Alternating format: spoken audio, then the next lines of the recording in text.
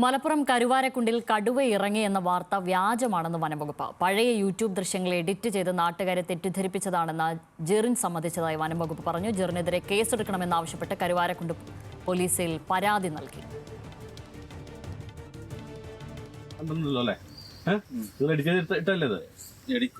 Status ഇട്ടാണോ നിങ്ങൾ പത്രക്കാർക്ക് വിളിച്ചു കൊടുത്തത്? നിങ്ങളത് നിങ്ങൾ പത്രക്കാർക്ക് കൊടുത്ത വീഡിയോ നിങ്ങൾ എടുത്ത വീഡിയോ ആണോ പലയിടത്തുനിന്നും നിങ്ങൾ ഏതെങ്കിലും സാധനത്തിൽ നിന്ന് എഡിറ്റ് ചെയ്ത് അവർക്ക് കൊടുത്താണോ?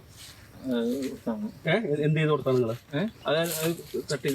അത് നിങ്ങൾ ഇവിടെ കണ്ട പുലിയെ കണ്ടു എന്നുള്ളത് നിങ്ങൾ പത്രക്കാർക്ക് നിങ്ങൾ കണ്ടു എന്നും നിങ്ങൾ കണ്ട് നിങ്ങളത് മാറിപ്പോയെന്നും പറഞ്ഞൊരു വീഡിയോ കണ്ടല്ലോ.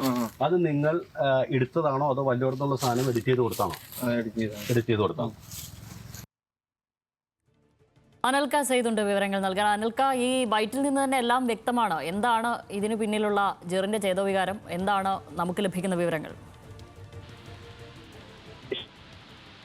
കരുവാരക്കുണ്ടിൽ കടുവ ഇറങ്ങിയെന്ന വാർത്ത വ്യാജമാണെന്നാണ് വനംവകുപ്പ് ഇപ്പോൾ പറയുന്നത്. ഇതുമായി ബന്ധപ്പെട്ട് രാവിലെ വാർത്ത വന്ന ഘട്ടത്തിൽ തന്നെ വനംവകുപ്പ് ഈ കരുവാരക്കുണ്ട് മേഖലകളിൽ അതോടൊപ്പം തന്നെ അതിന് സമീപ പ്രദേശങ്ങളിലൊക്കെ തന്നെ പരിശോധന നടത്തിയിരുന്നു. അതോടൊപ്പം തന്നെ ഈ വാർത്ത മാധ്യമങ്ങളിൽ ചെറിയൊരു വീഡിയോ പ്രചരിപ്പിച്ചിരുന്നു. ഈ പ്രചരിപ്പിച്ച ഘട്ടത്തിൽ തന്നെ ഈ വീഡിയോയുടെ ആധികാരികത എത്രത്തോളം ഉണ്ടെന്ന പരിശോധന ആ ഘട്ടത്തിൽ തന്നെ വനംവകുപ്പിന്റെ ഭാഗത്ത് രഹസ്യമായിട്ട് വനവും അന്വേഷിക്കുകയും ചെയ്തിരുന്നു.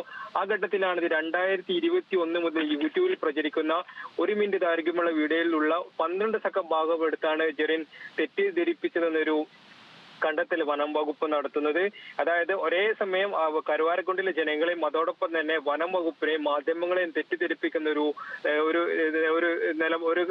കാര്യമാണ് ഈ ജെറിന്റെ ഭാഗത്ത് നിന്ന് ഉണ്ടായിട്ടുള്ളത്. ജെറിൻ ഒരു മുൻ വീഡിയോ എഡിറ്റർ കൂടിയാണ്.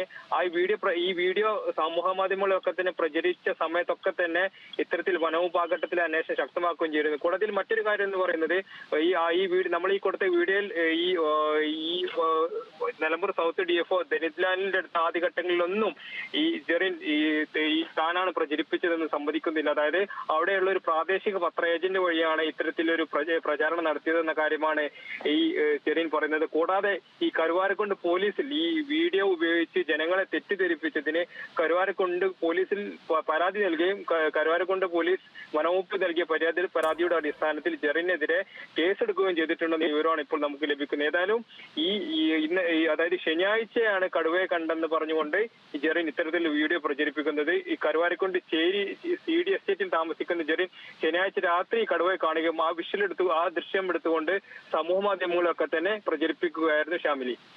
ശരി, അനൽക്കയാണ് വിവരങ്ങൾ.